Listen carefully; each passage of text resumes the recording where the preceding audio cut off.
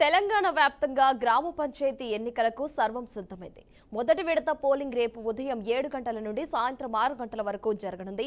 ఈ ఎన్నికలకు సంబంధించి ఎలక్షన్ కమిషన్ సూచనల మేరకు అధికారులు పూర్తి స్థాయిలో ఏర్పాట్లు పూర్తి చేశారు. డిస్ట్రిబ్యూషన్ సెంటర్లలో పోలింగ్ సిబ్బంది ఓటర్ స్లిప్లతో పాటు అవసరమైన అన్ని ఎన్నికల మెటీరియల్స్ ను కూడా స్వీకరిస్తున్నారు. ఇక ఇందుకు సంబంధించి మరింత సమాచారం మా ప్రతినిధి శ్రీనివాస్ అందిస్తారు. తెలంగాణ వ్యాప్తంగా గ్రామ పంచాయతీ ఎన్నికలకు సంబంధించి ఈ నెల 11, 14, 17 తేదీలోని జరగనున్నట్లు ఇప్పటికే ఎలక్షన్ కమిషన్ నోటిఫికేషన్ కూడా జారీ చేసింది. రేపు ఉదయం 7 గంటల నుంచి మధ్యాహ్నం 1 గంట వరకు ఎలక్షన్ కౌంటింగ్ కానీ ప్రక్రియ కూడా కొనసాగుతుంది. దీనికి సంబంధించి మండల కేంద్రంలోని వివిధ స్థాయిలో ఉన్నటువంటి నోడల్ ఆఫీసర్స్ కూడా ఎలక్షన్ డిస్ట్రిబ్యూషన్ సెంటర్స్ లో కూడా మనం ఉన్నాము.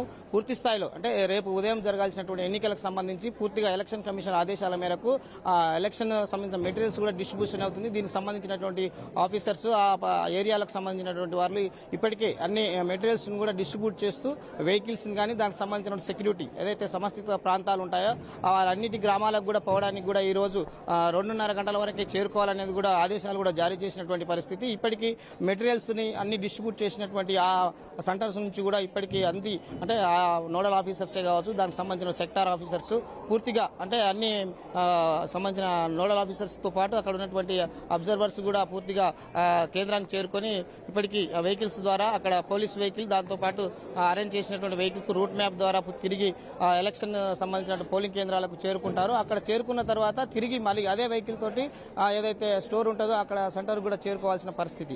ఇది టోటల్ గా తెలంగాణ ఎలక్షన్ కమిషన్ ఆదేశాల మేరకే గైడ్ చేస్తూ ఎప్పటికప్పుడు అంటే పూర్తిగా అలాంటి ఇబ్బంది కలగకుండా కూడా నోడల్ ఆఫీసర్స్ ని ఎక్స్ట్రా అంటే ఎవరైతే ఉంటారో డ్యూటీ ఆఫీసర్స్ కూడా అలర్ట్ చేస్తూ ఇప్పటికైతే ఎలక్షన్ కమిషన్ ఒక రూట్ మ్యాప్ తో పాటు వాళ్ళకి సంబంధించిన లిస్ట్ కూడా రావడం జరిగింది. దీనికి సంబంధించి డిస్ట్రిబ్యూషన్ సెంటర్ దగ్గర మనం కూడా ఉన్నాము. సంబంధించిన నోడల్ ఆఫీసర్ కూడా అంటే ఎక్కడికి ఉంటుంది, ఏ స్థాయిలో ఎంతమంది సిబ్బంది పనిచేస్తున్నారు, దీనికి సంబంధించిన వివరాలు కూడా చెప్పడానికి మనతో పాటు అధికారి కూడా ఉన్నారు. మేడం చెప్పండి, టోటల్ గా ఇప్పుడు మీ పరిధిలో ఉన్నటువంటి డిస్ట్రిబ్యూషన్ సెంటర్ నుంచి ఎన్ని పోలింగ్ కేంద్రాలకు ఎంతమంది సిబ్బందితో డిస్ట్రిబ్యూట్ నడుస్తుంది, దీనికి సంబంధించిన వివరాలు ఏంటి? ఇప్పుడు మాకు మొత్తం 262 పోలింగ్ స్టేషన్స్ ఉన్నాయి సార్. ఇక్కడ 262 పోలింగ్ స్టేషన్లో యునానిమస్ అయినవి వార్డ్స్ కానీ సర్పంచ్ కానీ తీసేస్తే 246 పోలింగ్ స్టేషన్స్ ఉన్నాయి. సో దానికి సంబంధించిన మొత్తం సిబ్బంది అందరు ఇక్కడికి వచ్చారు. పోలింగ్ స్టాఫ్ కానీ ఓపీఓస్ కానీ అందరూ అటెండెన్స్ కూడా మాకు 99% ఉంది.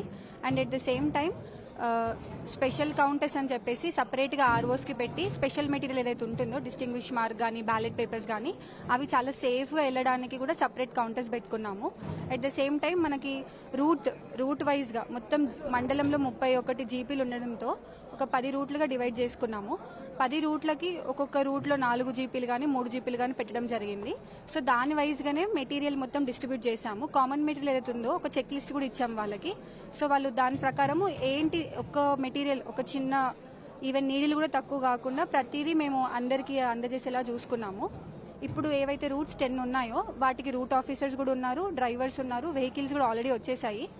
వాళ్ళు లాంగెస్ట్ రూట్ ఏదైతే మన జీపీలో మన మండల్లో లాంగెస్ట్ ఊరు ఏదైతే ఉందో దూరం ఉందో దానికి ఫస్ట్ పంపించేలాగా 2 గంటల వరకు పంపించేలా చూసుకుంటున్నాం సార్. చెప్పండి, ఓవరాల్ గా టోటల్ మీ డిస్ట్రిబ్యూట్ ఎంతమంది సిబ్బంది పనిచేస్తున్నారు, దీనికి సంబంధించిన రూట్ మ్యాప్ తో పాటు ఎంతమంది నోడల్ ఆఫీసర్స్ పనిచేస్తారు?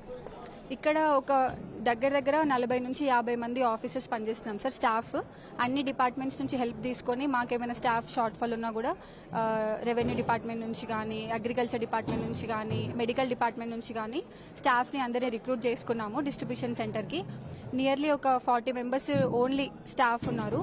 జీపీ వర్కర్స్ మా 31 జీపీస్లో ఒక్కొక్క జీపీలో ఒకరు 3, 2, 4 అట్లాగా ఎంతమంది ఉన్నారో వాళ్ళు కూడా ఒక 30 మెంబర్స్ వరకు వచ్చి ఇక్కడ వర్క్ చేస్తున్నారు సార్. ఇది ఓవరాల్ గా చూసినట్లయితే టోటల్ పోలింగ్ కేంద్రాలే కావచ్చు, దానికి సంబంధించిన విషయాలు అన్నింటిలో కూడా అన్ని ఏర్పాటు చేస్తున్నట్లు కూడా నోడల్ ఆఫీసర్స్ మరోసారి కూడా మనతో పాటు ఉన్నారు. సార్ చెప్పండి, ఓవరాల్ గా చూసినట్లయితే పోలింగ్ కేంద్రాల వద్ద వికలాంగులు వస్తారు, మరికొంతమంది వాటర్ ఫెసిలిటీస్ అన్ని ఎలా ఏర్పాటు చేశారు? పోలింగ్ కేంద్రాలలో రాష్ట్ర ఎన్నికల కమిషన్కి సంబంధించి ఆదేశాల ప్రకారము అన్ని వసతులు ఏర్పాటు చేయడం జరిగింది. ఇక్కడ 5 జోనల్ ఆఫీసర్స్ని ఏర్పాటు చేశాము. 10 రూట్లకు కలిపి 5 జోనల్ ఆఫీసర్స్ని ఏర్పాటు చేశాము. 5 జోనల్ ఆఫీసర్స్ తిరుగుతూ వాళ్ళ యొక్క పోలింగ్ స్టేషన్స్ ఏదైనా సదుపాయాలు లేకపోయినా ఏదైనా మెటీరియల్ తక్కువ పడ్డా రేపు అరేంజ్ చేయడానికి రిజర్వ్గా అన్ని మెటీరియల్ పెట్టుకోవడం జరిగింది. అందరికీ కూడా ఇక్కడ దాదాపు 600 మంది పోలింగ్ సిబ్బంది ఓట్ల గురించి వచ్చారు, ఎన్నికల విధులు నిర్వర్తించడానికి వచ్చారు. వాళ్ళందరికీ మార్నింగ్ టిఫిన్, మరి ఇప్పుడు అందరికీ సఫిషియెంట్గా లంచ్ కూడా ఏర్పాటు చేయడం జరిగింది. ప్లస్ ఈ పోలింగ్ టైం, ఎన్నికలు జరిగే టైంలో ఎటువంటి ఇబ్బందులు ఉన్నా తిరిగి చూడడానికి 5 జోనల్ ఆఫీసర్స్ వాళ్ళ రూట్లలో తిరుగుతూ ఏ పోలింగ్ స్టేషన్లో ఎటువంటి సమస్య ఏర్పడినా పరిష్కరించడానికి సిద్ధంగా ఉన్నాం. ఇది మనం ఓవరాల్ గా చూడొచ్చు. టోటల్ డిస్ట్రిబ్యూషన్ కేంద్రం సంబంధించి చూసినట్లయితే అన్ని మెటీరియల్స్ ని అంటే అవైలబుల్ గా ఉంచుతూ పూర్తిగా ఎక్స్ట్రా అంటే ఏదైతే టెక్నికల్ ప్రాబ్లమ్స్ రాకుండా కూడా ముందస్తుగానే అంటే ఏదైతే గుర్తులు ఉంటాయో ఎక్కడైనా డిఫాల్ట్ అయినా కూడా పూర్తిగా వాటికి సంబంధించి ఆ ప్లేస్ లో వేరేని అరేంజ్ చేయడానికి కూడా ఎక్స్ట్రాస్ గుర్తును కూడా పోల్ చేశారు. పూర్తిగా అంటే ప్యాక్ చేస్తూ కూడా వివిధ పోలింగ్ కేంద్రాల్లో ఉండాల్సినటువంటి ఓటర్ లిస్ట్ తో పాటు దానికి సంబంధించినటువంటి సింబల్స్ ని అప్పటికే అరేంజ్ చేశారు. దీనికి సంబంధించిన విషయాలు అన్నింటిలో కూడా ఆ అధికారులకు పూర్తిగా వీరిపై కూడా ప్రతి రూట్ మ్యాప్ ఒక నోడల్ ఆఫీసర్ ఉంటుండు. ప్రతి 1 అవర్ కోసారి పూర్తిగా ఎప్పటికక్కడ ఉన్నటువంటి సమాచారాన్ని కూడా ఎలక్షన్ కమిషన్ కు ఆదేశాల మేరకు సమాచారాన్ని సేకరిస్తారు. దీంతో పాటు అంటే ఏ రూట్ మ్యాప్ లో వెళ్లిన వెహికల్ అయితేనేమి దానికి సంబంధించినటువంటి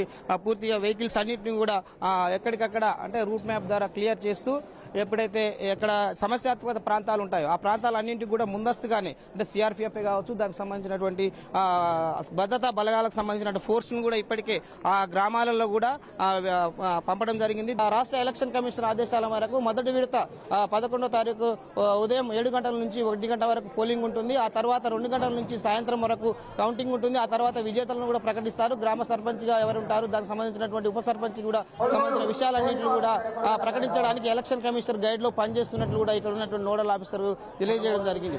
ఇది ఓవరాల్ గా చూసుకున్నట్లయితే రేపు ఉదయం 7 గంటల నుంచి సాయంత్రం 5 గంటల వరకు జరిగే ఎలక్షన్ కౌంటింగ్ ప్రక్రియ కావచ్చు, ఎలక్ట్రానిక్ పోలింగ్ ప్రక్రియకు సంబంధించినటువంటి తాజా సమాచారం. కెమెరామెన్ శంకర్ తో శ్రీనివాస్, ఉమ్మడి నల్గొండ జిల్లా, బీఆర్కే న్యూస్.